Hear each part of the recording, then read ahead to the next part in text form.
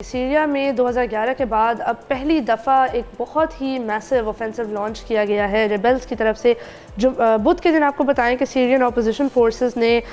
जो basically Idlib में मौक़े हैं वहाँ पे कई एरिया में उनका कंट्रोल भी है, तो वहाँ कॉन्स्टेंटली बशार अल-असद की हुकूमत ने कुछ ऐसे अटैक्स किए जिसके बाद जवाबन ये कार्रवाई की गई है। इस ऑफेंसिव ग्रुप का नाम है हयात ताहिर अल-शम्स और कहा यह जाता है कि टर्की और ईरान की बैकिंग है इस इस्लामिस्ट ग्रुप के पास। और यहाँ आपको बताएं कि इस ग्रुप को बहुत ज़्यादा डेंजरस कंसिडर किया जाता है सीरिया में। इन्होंने अटैक किया अलेप्पो पे और अलेप्पो के कुछ हिस्सों को कॉन्कर कर लिया, जिसके बाद अलेप्पो के एयरपोर्ट और नियर बाय जितने भी टाउन्स थे उन सब को जो है इसका इम्पैक्ट देखने को मिला है। यहाँ आपको ये भी बताते चलें कि इस वक्त सीरियन आर्मी ने जो अटैक्स लॉन्च किए हैं इन रिबेल्स के ख़िलाफ़ वो बहुत ज़्यादा ब्रॉड बेस थे। 100 किलोमीटर से ज़्यादा के रेंज थी उनकी और वो इन तमाम एरियाज़ को अटैक कर रहे थे जहाँ इन रिबेल आर्मी ने कब्ज़ा किया है। फिर सैटरडे को आपको बताएं कि यही रिबेल ग्रुप्स ने कुछ सीरियन आर्मी ऑफिसर्स को भी अपनी हिरासत में ले लिया और इसकी फुटेज भी लीक की है। यहाँ आपको मज़ीद बताते चलें नाज़रीन कि रशिया जिसने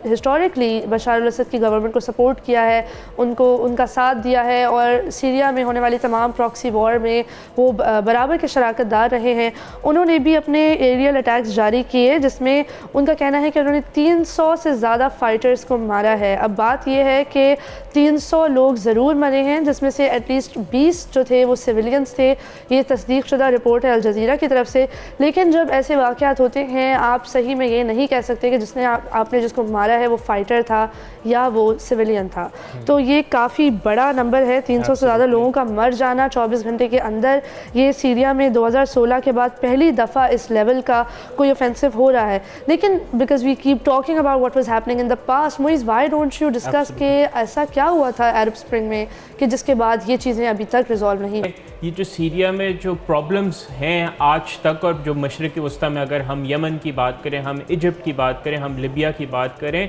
तो आज कहीं ना कहीं अगर आप देखें वहाँ पे इंस्टेबिलिटी ज़रूर है। तो आप हमें ये देखना चाहिए कि इसका आगाज़ कहाँ से हुआ था। तो नाज़रीन अब आइए चलते हैं 2010 में, जो आपको याद होगा अरब स्प्रिंग के नाम से एक तहरीक शुरू हुई और ये अरब स्प्रिंग का आगाज़ ट्यूनिस से हुआ जब मोहम्मद बौज़ाज़ी नामी एक सब्ज़ी फरोश, एक स्ट्रीट वेंडर ने वहाँ पे जारी करप्शन ट्यूनिशिया में, जो उस वक्त के जो प्रेसिडेंट थे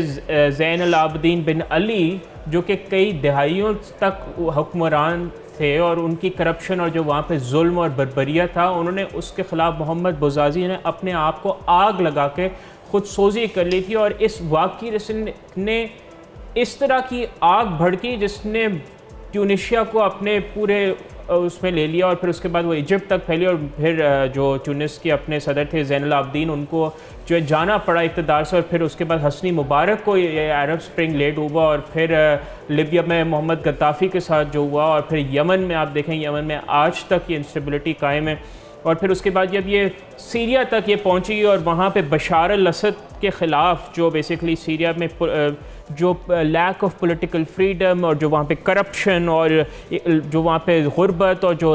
ह्यूमन राइट्स वायलेशन से वहाँ लोग इतने ज़्यादा तंग आ गए थे, तो उन्होंने भी अरब स्प्रिंग से मुतासर होके फिर उन्होंने जो है बशार अल-असद के ख़िलाफ़ अलम में बगावत बुलंद किया। बट आई थिंक ये बात नाज़रीन को बताना बहुत ज़रूरी है कि अरब स्प्रिंग दुनिया का पहला ऐसा रेवोल्यूशन था जो इंटरनेट पर स्टार्ट हुआ था और इंटरनेट की वजह से ही फैला था। अब इंटरनेट हमारी ज़िंदगियों का हिस्सा तो काफ़ी अरसे से है और अरब स्प्रिंग के बाद भी ऐसे कई रेवोल्यूशंस या एटलीस्ट अटैम्प्ट्स टू रेवोल्यूशन हुए हैं जो इंटरनेट से पावर्ड होते हैं, इवन इन पाकिस्तान, लेकिन ये पहला था। एब्सोल्युटली। और फिर वही बात है ना, जब आप फ्लो ऑफ इन्फॉर्मेशन को रोके मेन स्ट्रीम मीडिया से, तो आजकल के दौर में नहीं रोक सकती इन्फॉर्मेशन, वो फिर it will find its own ways, and internet से ज़्यादा बेहतर एवेन्यू कोई भी नहीं है। फिर हम सीरिया के बाद दोबारा आते हैं। तो नाज़रीन ये सीरिया में जो पूरा मामला है, मार्च 2011 से ये शुरू हुआ। ये पीसफुल डेमोन्स्ट्रेशंस थे बशार अल-असद के ख़िलाफ़, और फिर जब उन्होंने दरा में जो नौजवान थे, जब बशार अल-असद की अफवाज ने उन पर टॉर्चर किया और हर तरह की संगीन ह्यूमन राइट्स की ख़िलाफ़ वर्जियाँ की, तो फिर ये जो एक पूरी नेशन वाइड मूवमेंट बन गई और ये वायलेंट मूवमेंट हो गई। क्योंकि नाज़रीन ये सीरियन गवर्नमेंट का क्रैकडाउन बहुत ज़्यादा था ऑन डिसेंट और जो पूरी फिर ऑब्वियसली जब आप एक तरह से ताकत उठाए तो फिर अगले साइड से भी जो है ताकत का मुजाहरा होता है, तो उनकी पूरी अपोजिशन मिलिटराइज हो गई थी और एक फुल स्केल सिविल वॉर हो गई, पूरे कैंप्स बन गए, रूस और ईरान वाली साइड जो है वो बशार अल असद की साइड पे हो गए, अमेरिका और जो बाकी गल्फ़ कंट्रीज़ हैं और टर्की वो जो है रिबेल्स की तरफ हो गया। आज भी अगर आप देखें तो गल्फ़ कंट्रीज़ और अमेरिका रिबेल्स के साथ ही नज़र, और टर्की भी जो आप देखें, जो इनफैक्ट जो अभी जो ग्रुप है जो उनका जो है काफ़ी ज़्यादा टिल्ट टर्की की वजह से, क्योंकि टर्की में जो 5 लाख डेथ्स नाज़िल हो चुकी हैं 10 साल में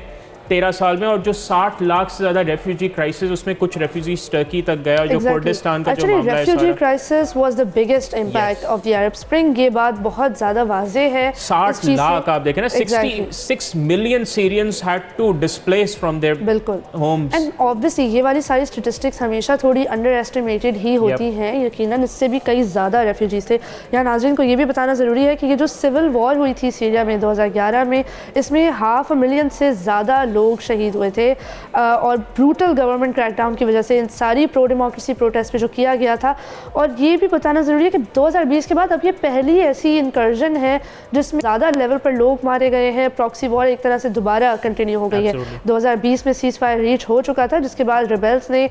north western city of Idlib जो है उसका पूरा कंट्रोल हासिल कर लिया था, उसके सराउंडिंग प्रोविंस का भी कंट्रोल हासिल कर लिया था। ये बात इस चीज़ को भी वाज़ेह कर दी है कि अलेप्पो भी उनके हाथ में था, कि लोग शायद उनके साथ ही खड़े थे और बशार अल असद के खिलाफ ही खड़े थे। एंड नॉट टू फॉरगेट जो आईसिस का जो मसला आया फिर, that was also as a result of जो सिविल वॉर सीरिया में हुई थी, जिसने मतलब सीरिया में जो तबाही हुई उसमें आईसिस का भी बहुत हाथ था। और आईसिस का हाथ इस हद तक था कि अभी भी जो ये छोटी मतलब रिलेटिवली छोटी इंकर्जन हुई है, इसके बाद इराक से स्टेटमेंट्स आना शुरू हो गई हैं कि बॉर्डर पे, इराक और सीरिया बॉर्डर के कई हिस्सों में अभी तक आईसिस का सम रेजिडुअल कंट्रोल है और इसकी इस इंकर्जन की वजह से वो बहुत ज़्यादा एग्जैसरबेट हो सकता है, एक नई सिविल वॉर शुरू हो सकती है। लेकिन अब आहिस्ता आहिस्ता चीज़ें काम डाउन होना शुरू हो गई हैं। आपको बताएं कि ईरान के टॉप डिप्लोमेट अब्बास अरागची का जो है वो संडे को दमास्कस में विजिट मुतवक्के था। अब ये हुआ है या नहीं हुआ और इसकी क्या डिटेल्स हैं ये हम आपको बताते रहेंगे।